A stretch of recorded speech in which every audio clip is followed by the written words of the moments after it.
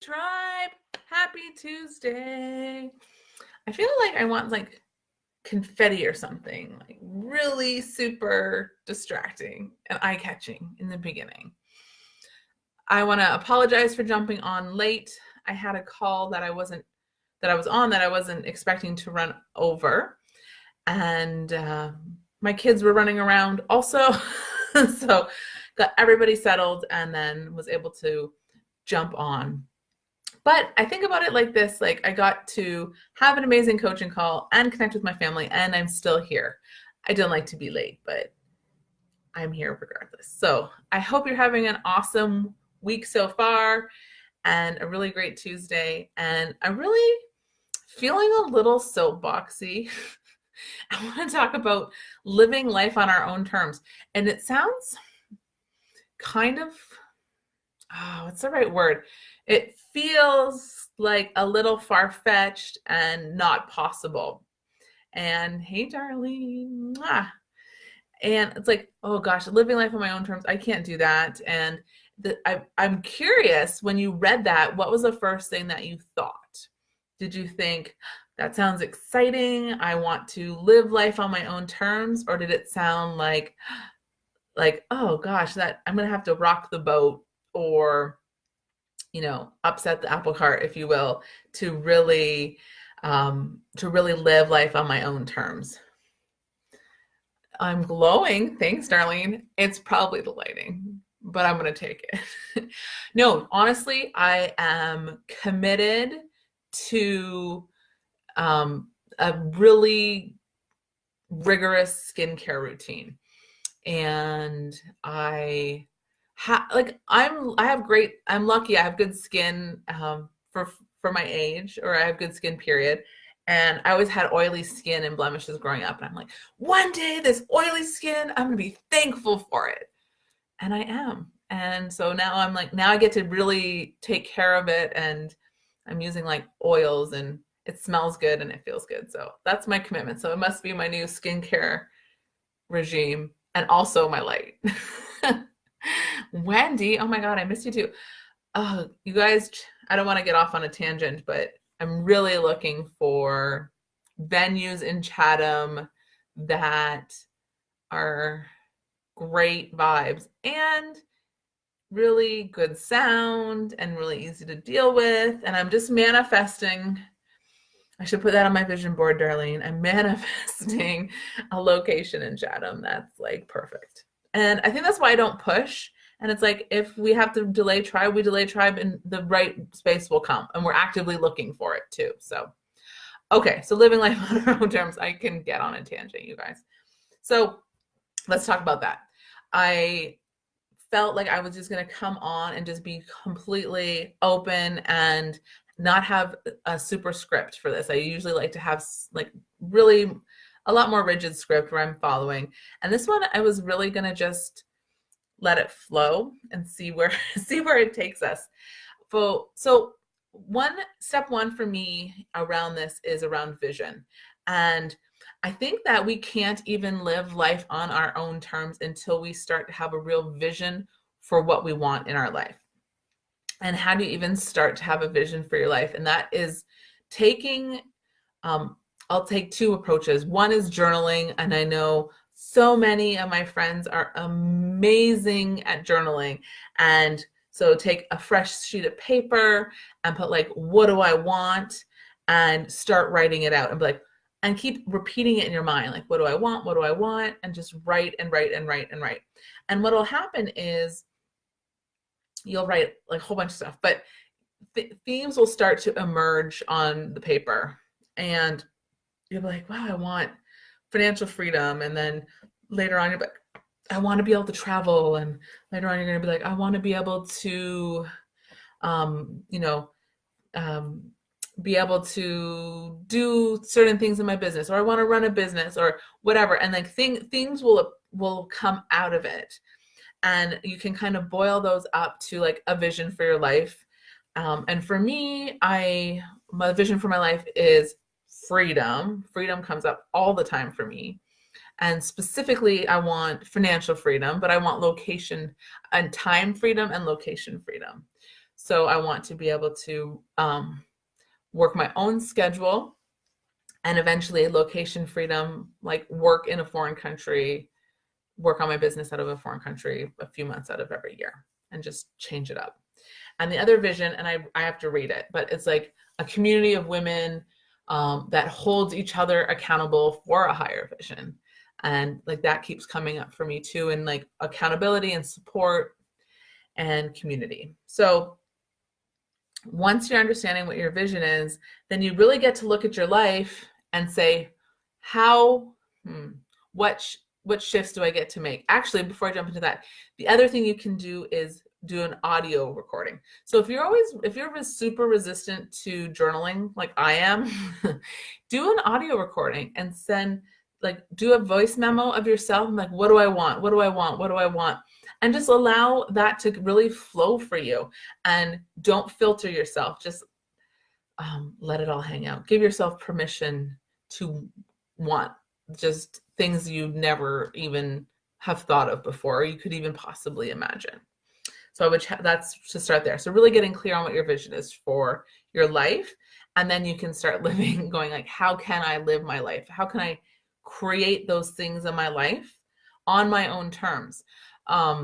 So when I think about time freedom, location freedom, and financial freedom, and a community of women that supports each other, what am I doing in order to facilitate that? And everything that I want to do, I'm putting against that lens.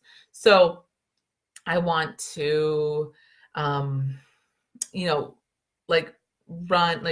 run a coaching business, which I do, but increase my programs and, work with clients on a deeper level to help support that accountability. Okay, that's aligned with my vision.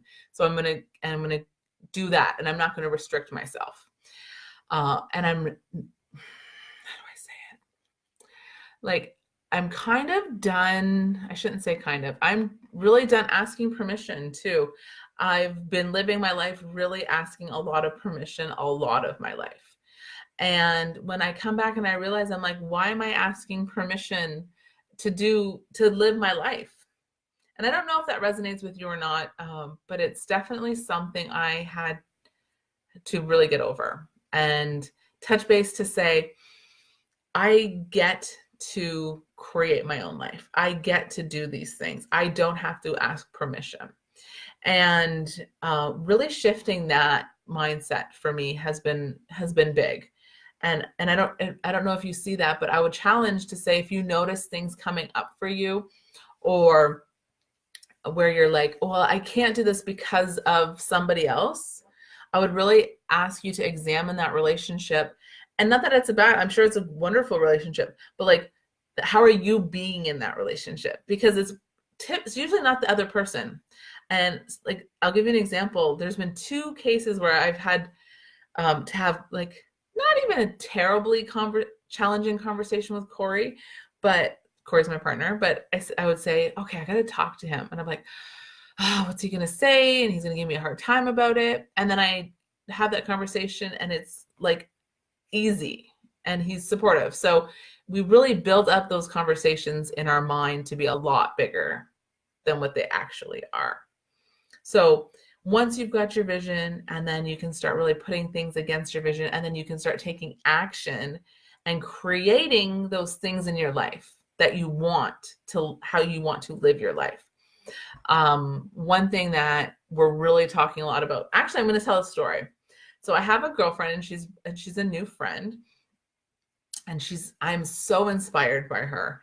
And her and her husband, and they have 2 daughters, and her youngest is 1.5 years, and her oldest is, I think, maybe 7 or 8. And we were talking, and because location freedom is coming up for me, she says to me, oh yeah, we sold our house, and we're going to buy a motorhome, and we're going to start to travel. We're going to, we just got to, they're just transitioning right now. And I'm like, what? How did you do that? And she goes, it's really odd, because I would never have guessed that I had done it. Our family thinks we're crazy.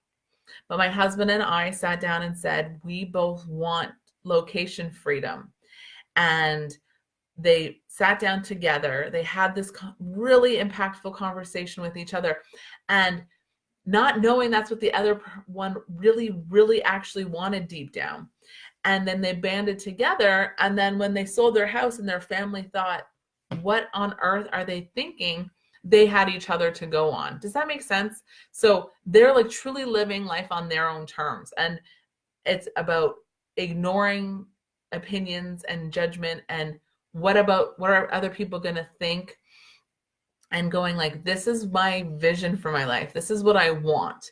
And one thing I've been coming back again and again, and certainly since I've been back from this leadership that I took a couple weeks ago, it's like life is happening now. Like it is going on right now. And this isn't, dress rehearsal. I've heard that someone say that before. And it's like, why shouldn't we be living life on our own terms? And what life on my terms looks different from life on your terms. And who am I to judge you? And in fact, if it's me, so I'm like, just like supporting the heck out of you. And that's another thing I would say is like looking for people around you who are just supporting you and going, you know what, you want to sell your security home. You want to sell your secure home. You want to quit your secure job and be like on the road and teaching your family about life and the world and homeschooling. And like, yes, like I think that is incredible.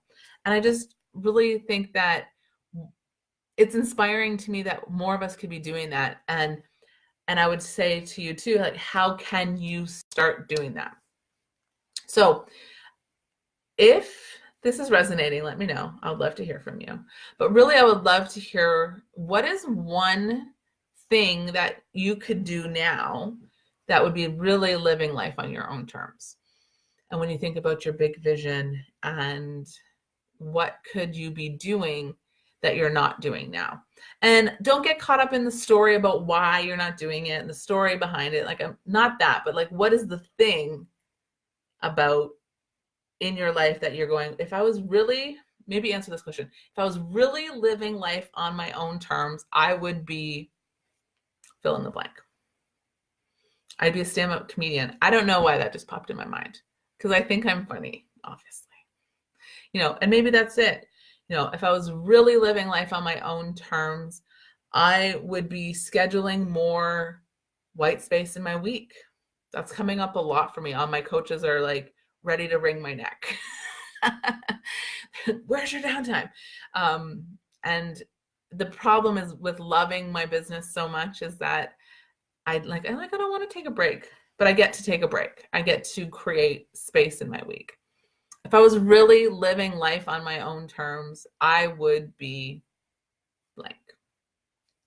And fill it in and comment below and let me know what that looks like for you.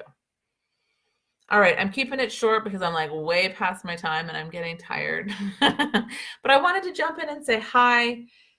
Let me know what you think. Comment below, please. I would love to hear it.